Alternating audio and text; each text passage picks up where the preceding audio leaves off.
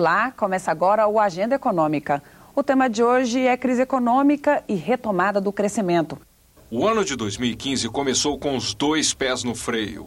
Com a degradação das estimativas para a produção industrial, a economia brasileira deve registrar a maior retração desde 1990, quando o PIB encolheu 4,35%. Já para a inflação, a previsão também não é das melhores. Vem por aí novas altas, deixando o índice bem longe do centro da meta de 4,5%. Nos próximos 2 anos, a taxa de desemprego deve continuar crescendo e atingir 7,3% em 2016, segundo a Organização Internacional do Trabalho. Em 2014, esse valor ficou em 6,8%. Tem ainda a arrecadação do governo, que não reagiu mesmo com um ajuste fiscal. A taxa de juros em alta e a estagnação do crédito à pessoa física. Em meio a esse cenário, fica a dúvida: como sair da crise e fazer o país voltar a crescer? Nosso entrevistado é José Luiz Pagnussati, professor da Escola Nacional de Administração Pública. Professor, bem-vindo. A cada semana, o mercado, por meio do Boletim Focus, piora a previsão de crescimento da economia brasileira. E fala-se muito também numa retração, numa contração ainda maior do PIB. O mercado está exagerado ou é isso mesmo? Não, é isso mesmo. A economia realmente está em retração acentuada e, de certa forma, é um dos objetivos da política econômica que priorizou o combate à inflação, né? Essa estratégia de combate à inflação, elevando a taxa de juros, arrochando, né, o crédito e reduzindo os gastos do governo, é uma estratégia de redução do crescimento. Redução da demanda, em especial. Com uma demanda menor, sobrariam mais produtos e, com isso, você teria a redução da inflação. O pressuposto dessa estratégia é que a inflação seja de demanda e não necessariamente em todos os setores você tem pressão de demanda e aí a política acaba sendo penosa, né, para reduzir a inflação. Mas essa é a razão. O objetivo principal é o combate à inflação e a consequência, a redução do crescimento nessa fase de tentativa de controlar a inflação. Com essa situação difícil em 2015, até a retomada no início do ano, em 2016, prevista, acaba se afastando um pouco mais, se alargando um pouco mais, né? A rapidez em termos de retomada do crescimento depende muito de como a inflação vai se comportar. O alívio da política monetária ajudaria a retomada do crescimento econômico, tendo demanda interna e tendo uma redução de custo pelo lado da redução dos juros, né, você teria um crescimento econômico. O problema é que isso não vai ocorrer enquanto a inflação não voltar a um patamar razoável dentro do objetivo da política, do objetivo do governo. Então, o cenário de retomada pode se estender um pouco mais. Mas, na minha avaliação, já no final desse ano, a economia volta a ter uma retomada do crescimento. Claro que não vai conseguir fechar o ano com um bom resultado, né? Afinal de contas, o prejuízo já foi dado, né? A baixa produção do ano já ocorreu e vai continuar até meados do segundo semestre. Professor, o que levou a essa situação atual que a gente vive? Porque em 2014 não se previa um cenário tão negativo, né? Eu mesmo havia previsto um cenário de crescimento nesse ano, mas foi uma opção, de um lado, de política econômica, de priorização da inflação, e também pelos piora dos indicadores macroeconômicos, né? O aumento do endividamento público em 2014 foi assustador, né? Acendeu a luz amarela e obrigou o governo a optar por uma política mais cuidadosa. E do lado da inflação também, a pressão inflacional era grande, se conseguiu manter no patamar do teto da meta com o controle dos preços administrados, que gerou desequilíbrios na economia, e isso acabou obrigando, então, a ter uma política diferente do que vinha ocorrendo em 2014. E por que esses gastos aumentaram tanto para além da previsão? Na verdade, você teve uma queda importante também na arrecadação do governo. Então, de um lado, os gastos não tiveram um controle que deveria ter, e por outro, né, a arrecadação vem caindo, né, desde 2013.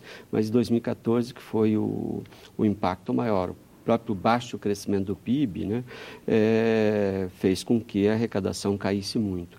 Lembrando que no início de 2014 havia um cenário de crescimento da economia e toda a previsão de gasto, a lei orçamentária foi planejada no sentido de manter um nível de gasto pensando naquela arrecadação que não aconteceu. E aí você teve um descontrole importante nessa área e acabou acendendo a luz amarela. A gente tem um descontrole agora, 2015, mas a gente vê que muitos países lá fora, na verdade, passaram por uma crise grave já em 2008. A gente, na época, falou muito em marolinha, não sentimos os efeitos. O que aconteceu que o Brasil estava protegido lá e agora, quando as pessoas parecem se recuperar, o Brasil parece mais afundado? Na verdade, o Brasil teve um tombo grande em 2009, né? Com a crise de 2008, em 2009, como todos os países, o tombo da economia foi enorme. Mas o Brasil conseguiu recuperar o patamar de produção com muita rapidez. 2010 teve um crescimento extraordinário da economia brasileira, enquanto o resto do mundo não. O resto do mundo foi retomando, sim, no início de forma um pouco acelerada, mas depois de forma gradativa. O Brasil recuperou o patamar de produção antes da crise, enquanto que a União Europeia ainda não recuperou. Os americanos estão passando agora do pico da produção deles em 2015, né? Ou seja, o Brasil recuperou muito rápido e isso significou que ele não conseguiu manter aquele patamar de produção e acabou estendendo uma crise, né? Prolongando, né, um período de crise e gerando pior as expectativas e um cenário que agora a gente está vendo as dificuldades. O foco maior do governo tem sido com esse ajuste fiscal que está em tramitação no Congresso, uma parte já foi aprovada, mas também não é importante pensar em mais investimento para o país crescer, porque o Brasil tem pouca infraestrutura, né? O ajuste fiscal ele é importante no sentido de sinalizar para o mercado, em especial para os investidores estrangeiros, manter o grau de investimento. Então, nesse sentido, ele é importante. Mas o Brasil não tem um desequilíbrio fiscal do ponto de vista histórico, do ponto de vista dos fundamentos macroeconômicos. A nossa dívida, tanto a líquida, caiu nesse período pós-crise. E a dívida bruta, né, cresceu, mas cresceu numa proporção bem menor do que o restante do mundo, né? Poucos países tiveram um crescimento da dívida pública tão baixo no pós-crise. Os países ricos, a dívida cresceu mais de 35 pontos percentuais do PIB. Alguns países, 80%, como a Grécia, o Japão, mais de 70%, Portugal, mais de 60%. Esses países tiveram um crescimento da sua dívida bruta muito alto, né? O Brasil conseguiu manter os chamados fundamentos, em especial a dívida, num patamar aceitável. Hoje está em 62% do PIB, estava em 50 e poucos por cento no período da crise, então o crescimento não foi tão acelerado. Mas é uma variável estratégica do ponto de vista da atração do investidor estrangeiro e nós precisamos disso. A retomada do crescimento só vai se dar com o crescimento dos investimentos. Investimentos caíram 15% só nos últimos 12 meses. Nós precisamos voltar a investimento, voltar a ter mais investimentos. E aí o investidor estrangeiro é importante nesse sentido. Não só esse que vem para o setor financeiro, que vem com capital especulativo, mas especialmente aquele que vem com investimento direto estrangeiro. E tendo uma confiança maior na economia brasileira e que as contas públicas é uma variável, a conta pública é uma variável importante nessa análise, né? Isso ajuda a atrair investidores. Os brasileiros, infelizmente, estão hoje com uma capacidade de investimento reduzida, até porque o nosso mercado de crédito está com taxas de juros excessivamente elevadas. Então, atrair investidor estrangeiro é importante, né? Nesse cenário de adversidade, um dos setores mais impactados foi a indústria brasileira? A indústria que sofreu o maior impacto, né? A indústria brasileira, ela perdeu competitividade pós-crise, né? O câmbio se manteve num patamar defasado, né, em relação ao que seria o câmbio de equilíbrio. Hoje está numa posição melhor do que esteve em todo esse período. Então, ela perdeu competitividade desse lado, ela perdeu competitividade porque porque ela tem uma carga tributária muito pesada e uma burocracia muito que incomoda, que custa caro para a indústria, mas ela também investiu pouco no seu aumento de produtividade. Ela teve também um peso vindo do aumento do custo da mão de obra. A indústria perdeu competitividade e isso realmente transformou a economia brasileira numa economia com dificuldade de retomada do crescimento. Curioso porque o Brasil tem um setor que é o completo oposto, né? Que é o agronegócio, que tem inovação, que cada vez produz mais, com menos, em menores áreas. Não dá para a indústria aprender um pouco, talvez, com esse setor do agronegócio? O agronegócio é um exemplo de sucesso, né? Na verdade, o aumento da produtividade do agronegócio brasileiro é um dos maiores do mundo. Poucos países teve, nesse período recente, né, um crescimento de produtividade tão elevado, tanto da terra, quanto da mão de obra, quanto da maquinaria. A produtividade dos fatores de produção do agronegócio foi extraordinário. O que tornou o agronegócio altamente competitivo em termos externos. Claro que ajudou esse período, né, o aumento do preço das commodities de uma forma geral, né, em especial do agronegócio. Esse aumento de preço derivado, em especial, pelo aumento da demanda, né, em especial da China, né, aumento da demanda internacional pelos produtos, fez com que fosse possível investir mais, em inovar, em descobrir novas formas de produzir, mas gastando menos. E isso fez com que o nosso setor agropecuário, de uma forma geral, se tornasse o mais competitivo do mundo hoje, sem comparação. Parte da dificuldade que a indústria enfrenta tem a ver com um lado um pouco protecionista do governo brasileiro e uma baixa inserção do Brasil no comércio exterior, porque a gente não é muito forte em exportação, né?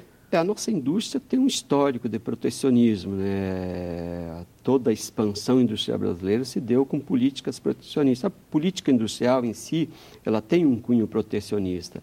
É claro que não é suficiente, né, a ação do governo para viabilizar uma expansão industrial. Então, tinha também uma estrutura produtiva que se tornou competitiva no cenário internacional por suas próprias pernas. É claro que ajudou a política adotada pelo governo de ter linhas de financiamento com juros adequados, né? Mas, do ponto de vista comparativo, nós não poderíamos dizer que a nossa indústria teve mais incentivos, né, do que teve indústrias em outros lugares do mundo. Quando você olha a indústria chinesa, ela tem uma política cambial que favorece a exportação, favorece a competitividade daquela indústria, além de, obviamente, pagar pouco pelos seus trabalhadores, até ter outras razões, né, dessa competitividade. Mas no mundo inteiro há várias variáveis que explicam, né, o porquê da maior competitividade daqueles setores industriais em relação ao brasileiro. Eu diria que a nossa indústria, sem um câmbio adequado, ela nunca vai ser competitiva, mesmo que ela fosse a mais produtiva do mundo. Sem uma revisão da carga tributária excessivamente elevada e a burocracia que a gente não custo calcula, Brasil, né? O custo Brasil, né? A burocracia brasileira, vamos dizer assim, é o câncer, né, do setor produtivo. Nós precisamos melhorar nesse campo. Então, para tornar nossos setores produtivos competitivos, em especial a indústria. Ok, professor. No próximo bloco, será que a fórmula de crescer, graças à expansão do mercado interno, via valorização do salário mínimo e transferência de renda, está esgotada? A gente volta já.